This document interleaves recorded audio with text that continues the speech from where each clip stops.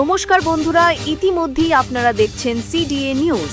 গাইঘাটা বিধানসভার মুখ মাননীয় নরোত্তম বিশ্বাস মহাশয়ের নেতৃত্বে ও আহ্বানে মাননীয় দাদা দেবাংশু ভট্টাচার্য, বনগাঁ সাংগঠনিক জেলার সভাপতি বিশ্বজিৎ দাস এবং বিশিষ্ট সমাজসেবী নরোত্তম বিশ্বাস, গাইঘাটা ব্লকের সভাপতি এলা বাগচির উপস্থিতিতে গতকাল ঠাকুরনগরে অনুষ্ঠিত হল সেনা সম্মান ও সম্প্রীতি যাত্রা।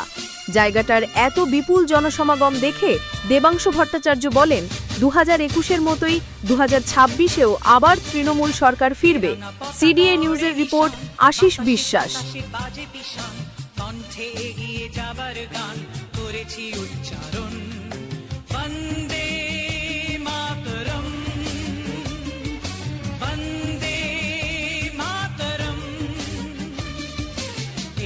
পতাকা ওড়ে নিশান, বাতাসে বাতাসে বাজে বিশান, কণ্ঠে এগিয়ে যাবার গান করেছি উচ্চারণ।